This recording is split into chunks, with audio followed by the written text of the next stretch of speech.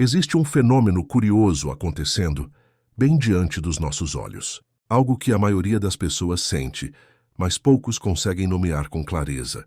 É como se uma onda invisível tivesse atravessado nossa cultura, carregando consigo uma nova forma de enxergar o que é desejável, o que é aceitável, o que merece existir. Talvez você tenha notado, ou talvez tenha sentido na pele. De repente, ocupar espaço físico no mundo passou a ser interpretado como um tipo de transgressão, como se a presença corpórea de alguém, especialmente de uma mulher, precisasse vir acompanhada de um pedido de desculpas silencioso. Navegue pelas redes sociais por alguns minutos. Observe com atenção. Você vai perceber uma mudança sutil, mas profundamente perturbadora. Corpos que antes expressavam vitalidade, energia vital, a força pulsante do feminino, agora exibem uma espécie de retração. Não é apenas uma questão de peso reduzido. É algo mais inquietante. É um apagamento. Rostos marcados por tensão. Olhares que perderam o brilho interno. Uma aparência que não transmite bem-estar genuíno, mas sim conformidade a um código invisível que ninguém escreveu explicitamente, mas todos parecem seguir. E aqui está a questão central que precisamos enfrentar. Isso não surge do acaso. Quando milhões de pessoas, simultaneamente, começam a seguir o mesmo padrão estético, quando modificam seus corpos na mesma direção, com a mesma urgência quase desesperada, não estamos testemunhando milhares de decisões individuais e autônomas. Estamos observando algo muito maior e mais profundo. O inconsciente coletivo em plena atividade. Carl Jung dedicou sua vida a compreender essas forças invisíveis que moldam comportamentos coletivos. Ele nos ensinou que quando uma imagem, um símbolo ou um padrão se espalha com velocidade viral através de uma cultura inteira, não é por acidente. É porque essa imagem tocou em algo arquetípico, uma estrutura profunda da psique humana, que transcende a consciência individual. O arquétipo do corpo feminino aceitável se transformou radicalmente, e essa transformação foi abrupta, violenta em sua velocidade. Não estamos falando de um processo natural de autoconhecimento. Não é o resultado de jornadas pessoais em direção ao equilíbrio, à saúde integral ou ao bem-estar consciente. É algo que aconteceu quase da noite para o dia, carregado de uma compulsão coletiva difícil de ignorar.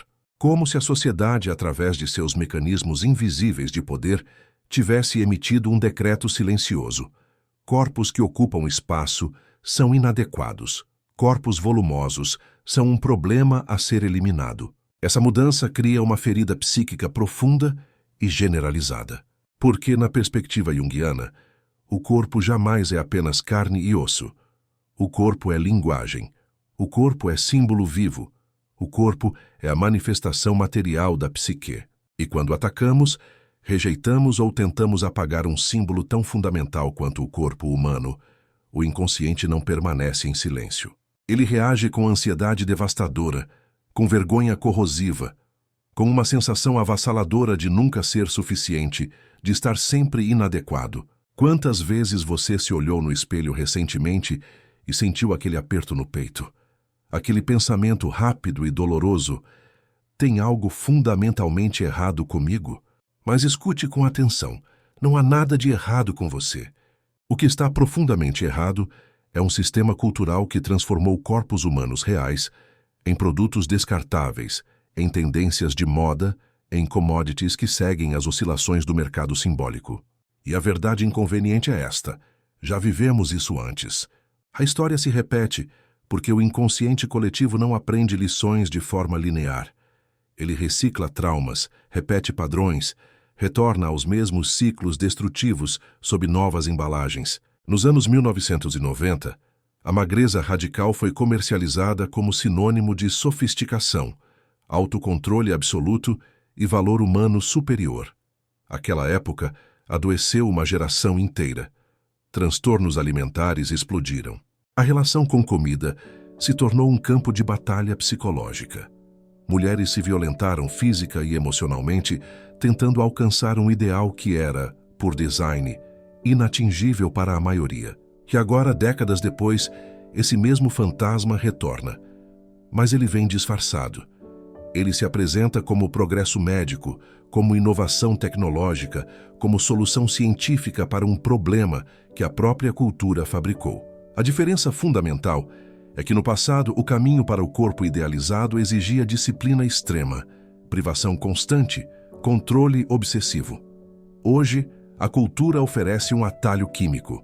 Vivemos na era das soluções instantâneas, a era das injeções emagrecedoras, dos nomes farmacêuticos sofisticados que prometem adequação estética imediata, sem esforço, sem processo, sem transformação interna. E é fundamental que sejamos maduros e honestos nesta análise. Esses recursos médicos têm, sim, funções legítimas e importantes. Eles salvam vidas quando prescritos adequadamente, quando usados para tratar condições médicas reais, quando acompanhados de supervisão profissional responsável. O problema não reside no medicamento em si. O problema está na fantasia coletiva que foi projetada sobre ele, na magia que a cultura atribuiu a essas substâncias, na promessa implícita de que uma injeção pode resolver não apenas um problema metabólico, mas também o vazio existencial, a falta de pertencimento, a dor de não se sentir amado ou visto. Na teoria junguiana, reconhecemos esse fenômeno como projeção da sombra coletiva. Tudo aquilo que uma sociedade se recusa a sentir conscientemente, o medo paralisante, a sensação de falta de controle, o vazio espiritual, a insegurança ontológica, é projetado no corpo físico. O corpo se torna o bode expiatório. O corpo vira o inimigo interno que precisa ser dominado, controlado, minimizado. Mas aqui está a verdade que poucos têm coragem de dizer. O corpo não é a causa do sofrimento. O corpo é apenas o mensageiro. Quando os ideais estéticos de uma cultura mudam com tamanha violência e rapidez, a psique coletiva entra em estado de crise, porque a identidade profunda, aquilo que Jung chamava de self, não consegue acompanhar essas oscilações superficiais. A alma não se adapta às tendências da moda. A essência não muda de forma conforme os algoritmos das redes sociais. Pense no que aconteceu nos últimos anos. Até bem recentemente, o arquétipo dominante era o da mulher curvilínea, exuberante, com formas pronunciadas, simbolizando fertilidade, poder feminino ancestral, presença material no mundo. Milhões de mulheres se violentaram emocional e fisicamente, tentando alcançar esse modelo. Horas intermináveis em academias, cirurgias plásticas arriscadas, procedimentos estéticos invasivos, uma busca incessante por adequação. Agora, em um piscar de olhos histórico, o arquétipo se inverteu completamente. O que a cultura exalta é o corpo mínimo, quase etéreo, beirando a invisibilidade. A estética da fragilidade retornou como símbolo supremo de valor, elegância e desejabilidade. E Jung nos alertou sobre algo crucial. Quando um arquétipo específico domina a psique coletiva de forma excessiva e unilateral, sem contrabalanceamento, ele cria desequilíbrio psíquico generalizado. Ele adoece a cultura. O culto contemporâneo à magreza extrema não está realmente falando sobre beleza, está falando sobre controle social, sobre domesticação do feminino, sobre medo coletivo do excesso, do prazer descontrolado, do desejo livre, da vida em sua intensidade selvagem e imprevisível. Quando aparentar fragilidade se torna sinônimo de elegância, quando ocupar menos espaço é interpretado como refinamento, algo está profundamente desalinhado na psique coletiva. Porque a vida autêntica não é frágil, ela é intensa, vibrante, expansiva. Se você se sente confusa navegando neste cenário cultural, se está cansada de tentar corresponder a padrões que mudam mais rápido do que você consegue processar, se sente uma inadequação constante ao se comparar com as imagens que invadem suas telas diariamente, isso não é sinal de fraqueza pessoal.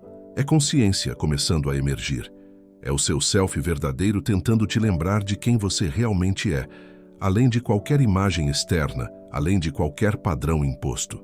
Aqui no O chamado interior, Carl Jung, não estamos interessados apenas em discutir estética superficial. Nosso trabalho é investigar as camadas mais profundas. O que esse movimento cultural revela sobre nosso tempo histórico? O que ele diz sobre o feminino ferido na cultura contemporânea? sobre a relação adoecida e tóxica entre identidade e aparência física. A verdade que a cultura não quer que você perceba é esta: diminuir o tamanho do corpo não cura a dor psíquica. Silenciar a fome simbólica, aquela fome de significado, de propósito, de conexão autêntica, não traz o pertencimento que você procura. Adequar-se perfeitamente ao padrão externo não resolve o vazio existencial que grita dentro de você. O processo de individuação, que é o caminho para se tornar quem você realmente é, além de todas as máscaras sociais, só pode começar verdadeiramente quando você para de guerrear contra o próprio corpo e começa a escutar, com atenção compassiva, o que ele está tentando comunicar. Porque na linguagem profunda do inconsciente, o corpo nunca é o problema em si. Ele é sempre um símbolo, um mensageiro, uma ponte entre o invisível e o visível. E quando uma cultura inteira tenta apagar, controlar ou minimizar esses símbolos fundamentais, a alma coletiva não se cala. Ela resiste. Ela grita através de sintomas, através de sofrimento, através de crises que nos forçam a despertar. A pergunta que fica é: você está pronta para escutar o que sua alma está tentando dizer através do seu corpo? Ou vai continuar tentando silenciá-la com mais uma solução externa? A individuação te espera do outro lado dessa escolha.